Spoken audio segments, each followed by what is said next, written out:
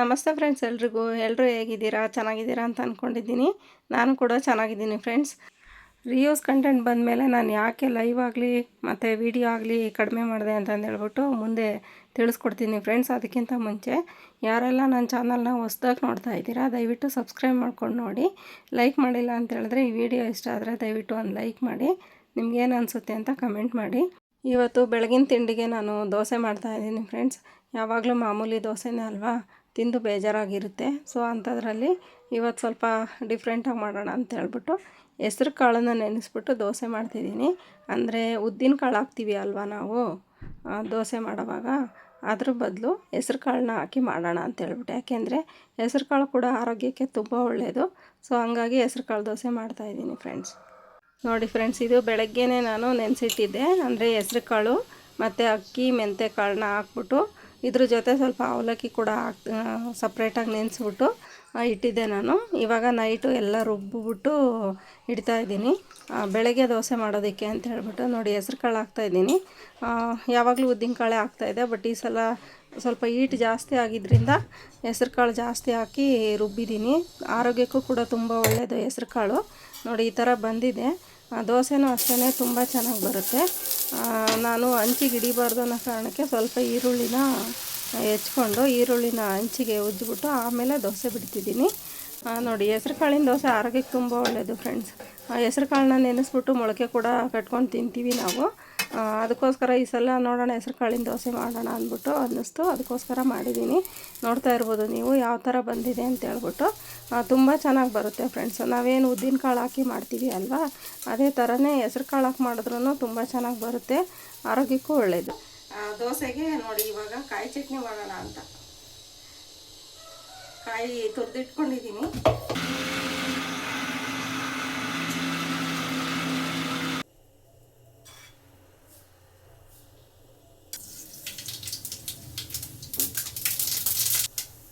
ಸ್ವಲ್ಪ ಚಟ್ನಿಗೆ ಒಗ್ಗರಣೆ ಮಾಡೋಣ ಅಂತ ಅಂದ್ಕೊಂಡಿದ್ದೀನಿ ಫ್ರೆಂಡ್. ಎಣ್ಣೆ ಕಾಯ್ತು.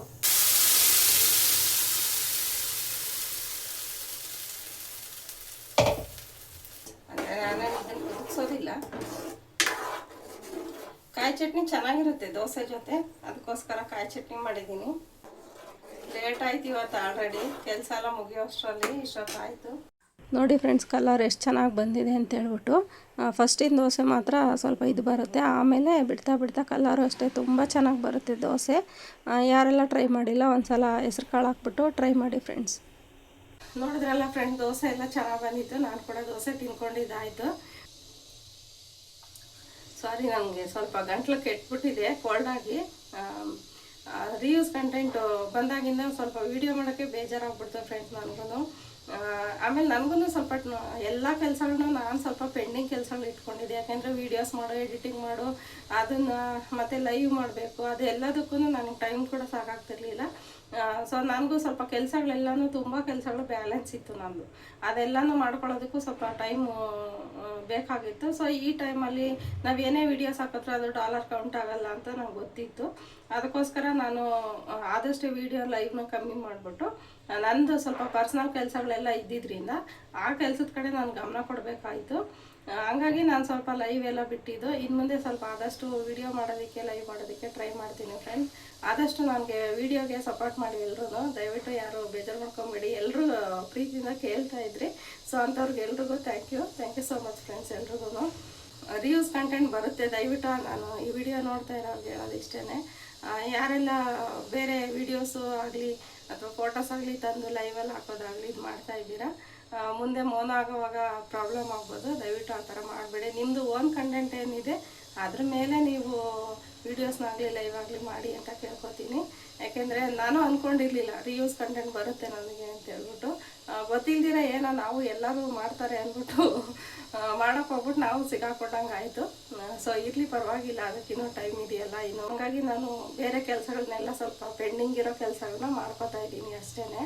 ಇದೇ ಒಂದು ರೀಸನ್ ಫ್ರೆಂಡ್ಸ್, ನಂದು ಇನ್ನೇನಿಲ್ಲ. ರಿಯೂಸ್ ಕಂಟೆಂಟ್ ಬಂದಿರೋದ್ರಿಂದ ನಾನು ಸ್ವಲ್ಪ ಟೈಮ್ ತೊಗೋತಾ ಇದ್ದೀನಿ ಅಷ್ಟೇ. ಆಮೇಲಿಂದ ಖಂಡಿತ ವೀಡಿಯೋಸ್ ಮಾತ್ರ ಇನ್ಮೇಲೆ ಖಂಡಿತವಾಗ್ಲೂ ವಾರಕ್ಕೊಂದು 2-3 ವೀಡಿಯೋ ಹಾಕಬೇಕು ಅಂತ ಅಂದ್ಕೊಂಡಿದ್ದೀನಿ. ದಯವಿಟ್ಟು ಎಲ್ಲರೂ ನೋಡಿ ಸಪೋರ್ಟ್ ಮಾಡಿ ವೀಡಿಯೋಸ್ಗೆ ಅಂತ ಕೇಳ್ಕೊತೀನಿ. ಲೈವ್ ಆದಷ್ಟು ನನಗೆ ಟೈಮ್ ಇದ್ದಾಗ ಖಂಡಿತವಾಗ್ಲೂ ಲೈವ್ ಮಾಡ್ತೀನಿ ಫ್ರೆಂಡ್ಸ್. ಅಲ್ಲಿವರೆಗೂ ಸಪೋರ್ಟ್ ಮಾಡಿ ಅಂತ ಕೇಳ್ಕೊತೀನಿ. ಆದಷ್ಟು ಬೇಗ ಇದೆಲ್ಲ ಕ್ಲಿಯರ್ ಆಗಲಿ ಅಂತ ಕೂಡ ನನಗೂ ಆಸೆ ಇದೆ. ನೋಡೋಣ ಯಾವಾಗ ಇದೆಲ್ಲ ಕ್ಲಿಯರ್ ಆಗುತ್ತೆ ಅಂತ ಹೇಳ್ಬಿಟ್ಟು. ಜೊತೆಗೆ ಯಾರೆಲ್ಲ ಹೊಸ್ದಾಗಿ ನನ್ನ ವೀಡಿಯೋಸ್ ಯಾರಾದರೂ ನೋಡ್ತಾ ಇದ್ದರೆ ದಯವಿಟ್ಟು ಸಪೋರ್ಟ್ ಮಾಡಿ, ಲೈಕ್ ಮಾಡಿ. Thank you friends. ನೀವು ಕೊಡೋ ಒಂದು ಲೈಕಿಂದ ನಮಗೂ, ಕೆಲವರೆಲ್ಲ ವೀಡಿಯೋಸ್ ನೋಡ್ತೀರಾ ಫ್ರೆಂಡ್ಸ್, ಬಟ್ ಲೈಕ್ ಮಾಡೋದಿಲ್ಲ. ಸೊ ಒಂದು ಲೈಕ್ ಕೊಡಿ, ಅದರಿಂದ ಏನು ನಮಗೂ ಒಂದು ಮೋಟಿವೇಶನ್ ಸಿಕ್ಕಾಗುತ್ತೆ ಮುಂದಿನ ವೀಡಿಯೋ ಮಾಡೋದಕ್ಕೋಸ್ಕರ. ಸೊ ತುಂಬ ದಿನ ಆಗಿದ್ದರಿಂದ ಯಾಕೆ ಅಂತ ಕೇಳ್ತಾ ಇದ್ದಿದ್ದರಿಂದ ನಾನು ಈ ವಿಡಿಯೋ ಮಾಡಬೇಕಾಗ್ಬಂತು ಫ್ರೆಂಡ್ಸ್. ಥ್ಯಾಂಕ್ ಯು ಫ್ರೆಂಡ್ಸ್, ಎಲ್ಲರಿಗೂ ಥ್ಯಾಂಕ್ ಯು ಸೋ ಮಚ್.